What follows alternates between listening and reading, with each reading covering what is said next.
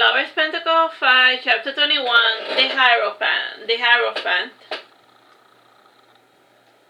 Are you not feeling well? Asked Oberon, and he remembered that Kain ate very little during the days following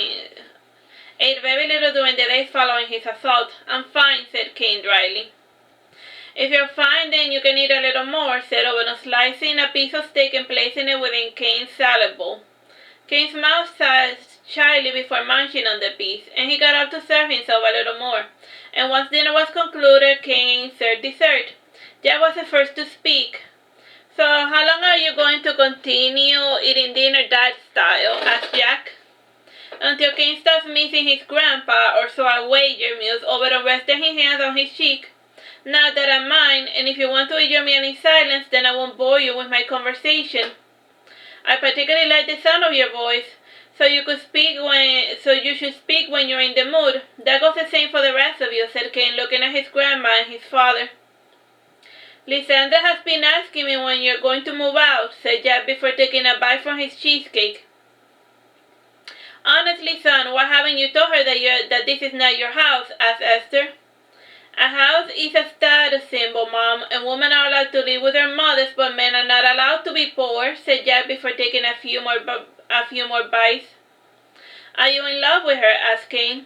Love? I don't know. I never felt that emotion. I love my family, but romantic love? That is just something that is alien to me, said Jack. I can't imagine myself being so obsessed with someone so much that I would throw my family under a bus. There always has to be a balance. Family always comes first, in my opinion, said Esther. But what if your family doesn't approve of the person you like, said Oberon. If the person is in agreement, or you had no other choice but to sit back and grit your teeth, said Jack, stabbing the cake. If you don't want me here, just say so, said Oberon, feeling alluded to. Would you leave my son alone if I asked you to? Asked Jack. We don't know until you ask, hissed Oberon. Please, let's not do this, said Esther, rubbing her temple. And she didn't have a headache, but she was playing the part of feeble old woman to defuse the situation.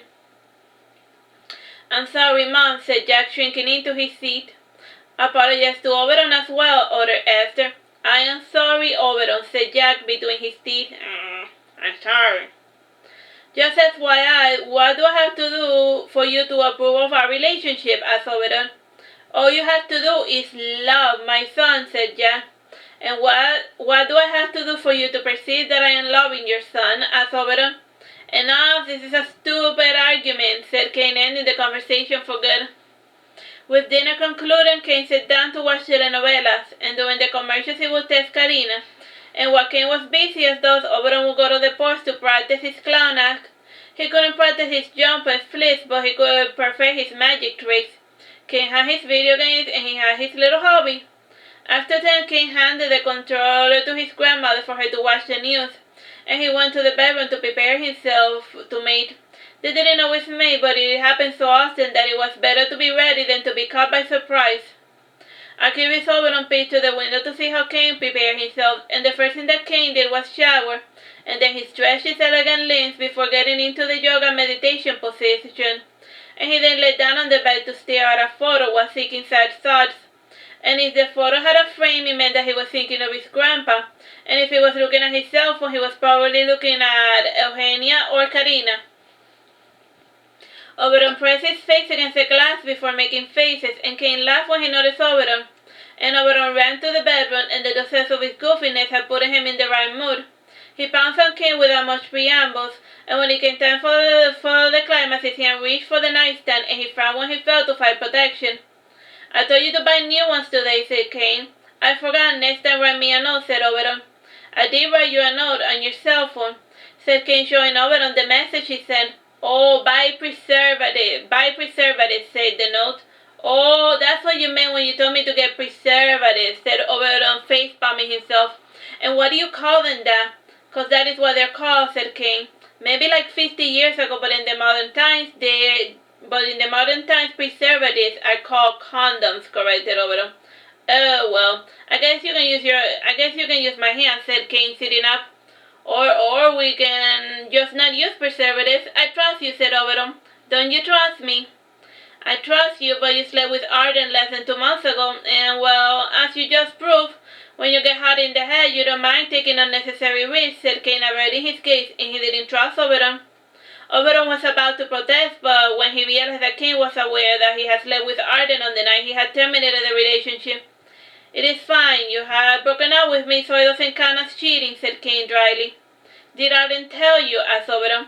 No, I found his undergarments while cleaning your apartment, and by the smell of them they were fresh, said Kain. You smell them, asked Oberon, raising an eyebrow. I smell all the clothing to see if they're dirty, but not too close to the face. Oh God, what am I saying? Said Kain, face palming himself. Now I'm the one who's jealous, laughed Oberon. Ha ha ha ha ha ha ha. But without perseverance and not allowing you to mount me, said Kain. Boo, you're no fun, whined Oberon, extremely deflated. I'm sorry, said Kain apologetically. The night is still young, and you want to do something else? No, said Oberon, rolling to the side of the bed, and he sang before asking, Is this how it's always going to be? Are you always going to remind me of every little mistake I ever made? I'm sorry, said Kain apologetically. Are you ever going to trust me? Asked Oberon. Do you trust me? Asked Kain, trying to dodge around the question. Yes, I have complete faith in you, Kain Sanson, said Oberon, turning around to face Kain, and he placed his hand on Kain's cheek before adding, I know that you will never cheat on me. Kain kissed the hand and said, I'm sorry, Oberon, I wish I could feel the same about you, but nothing changes the fact that you broke up with me because I wasn't ready to sleep with you, and I wasn't gone for even an hour when you invited Arden into your bedchambers, and put yourself in my shoes, Oberon, and tell me how would you react to a similar situation. And yet, in spite of everything, you still asked me to move in with you, and you told me that you loved me, said Oberon, drawing Kain into an embrace. And maybe your dad is right, and maybe you're just seriously desperate for companionship. No, that isn't it, and you're often so sweet and attentive, and how can I not fall in love with you, said Kain before kissing Oberon on the forehead. It doesn't take much to win you over, does it, said Oberon, smiling sadly. You will be surprised to know how many people cannot seem to do the bare minimum. You are the first person to ever commit to me, and you are the first person to ever make me feel loved, said Kain before kissing Oberon on the lips. Oberon fell asleep after listening to Kain's tirade, and that night he dreamed of his first boyfriend, and he even spoke the man's name in his dream.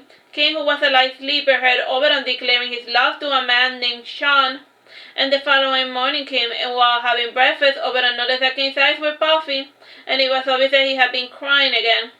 What did he do this time? Asked Jack, pointing to his son's eye. Nothing, said Kain dryly. We agreed last night that we would not have any more secrets, said Oberon. Who is Sean?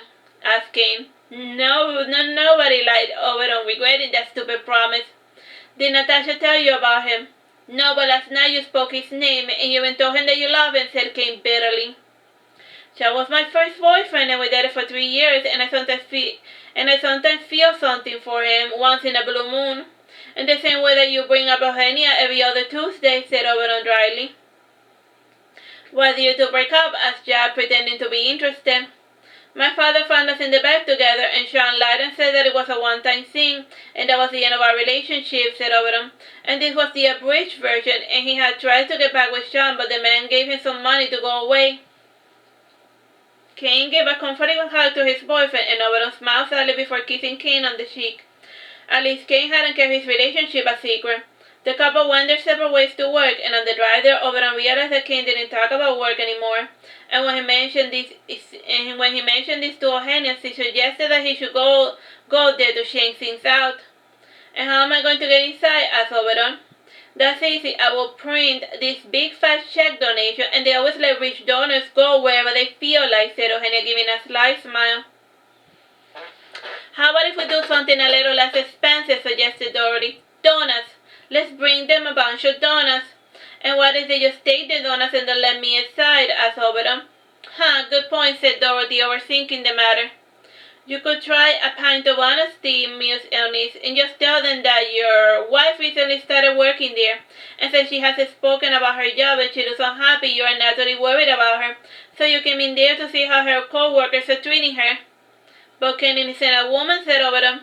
That is why I told you to use a pint of honesty, said Eunice, and borrow one of my husband's tuxes, and they will let you pass if you look like you can sue them into poverty. Onis brought over one of her husband's tuxedo, and they were a perfect fit with the exception of the lines of the sleeves and legs. And Onis gave them a quick man before letting Oberon borrow one of her husband's cars. And before heading out, she placed a pin on Oberon's breast pocket with a handkerchief. And with this, we will be able to see and hear everything, said Onis, and she brought out an earring. And if you wear this, we'll be able to speak with you. I don't need a co-pilot, protested Oberon. All right, we will be quiet, lied Onis, but remember that in a police station, everything you say can and will be used against you. Oberon and Indiana agreed to wear the earpiece just in case he needed a quick legal advice, and a part of him suspected that his rich bosses were using him as a source of cheap entertainment. And he arrived to Kain's job pretty quickly, and he was relieved to see that Kain's patrol car was there, so the guy should be inside his office. Oberon told the official lie to the receptionist, and he whispered, "My girlfriend was recently transferred here, and she looks positively miserable, and she refuses to speak of her work. And do you mind if I have a look around the office?" The officer looked at Oberon from head to toe, and he noticed the ring that Oberon was using in his ring finger. "Are you two engaged?" asked the officer. "Yes," said Oberon. "Mazel tov," repeated the officer, "and I'm still going to check you for weapons just to be safe." "Do as you will, I have nothing to hide," said Oberon, stretching out. The officer patted Oberon, and when he was certain that he wasn't carrying guns or knives, he was allowed within. And a different officer began to shadow Oberon, and as a new face, he was naturally arousing suspicion. And when Oberon saw Kain entering the office, he dug into a cubicle, and the officer shadowing him also did the same, and it was a slow day, and Oberon was providing a much-needed diversity. "Did you see your wife?" asked the officer. "Yes," said Oberon. "Is she the woman that just walked in?" asked the officer. "Yes," repeated Oberon. No, yelled Onis. "They just caught you in a lie." "No," said Oberon, and then he said, "This is stupid. I don't have a wife, I have a husband." "Now I see why you're being so secretive," said the officer, rubbing his chin. "And women officers are rare, but it's even rarer for an openly gay man to become a police officer. And our boss has zero tolerance for homophobia, so you have nothing to worry about. We're taking good care of your little wife, as you like to call him." He saw that Kain was in his desk typing in his computer, and Oberon changed hiding spots to have a better view of the action. And the officer stalking Oberon sent a group text, and now everyone was aware of Oberon's presence. And Kain's co-workers altered their behavior to be sugary sweet to him, and little by little Oberon drew closer and closer to eavesdrop. "Here are the documents you requested, Mr. Sanson," said Arden, coming in with a file. "Thank you, mister," said Kain before looking at Arden's name tag. "Mira, huh? And why are we suddenly in a last name basis?" And Arden drew closer and close enough to whisper, "Oberon is here." "Here where?" asked Kain, standing up. "Did he get arrested?" Sit down, said Arden, gesturing with him. "And he's watching us right now." "He is?" asked Kain, smiling happily, and this was the first time Oberon had come to visit him at his workplace. "And why was he here?" Bored curiosity, and he asked, "What is he wearing?" "An elegant tuxedo," said Arden. "And do you think he's going to pop the question?" asked Kain, fiddling with his pen nervously. "I could go find out," suggested Arden. No, don't go. "I want to be surprised," said Kain, not desiring to know the answer.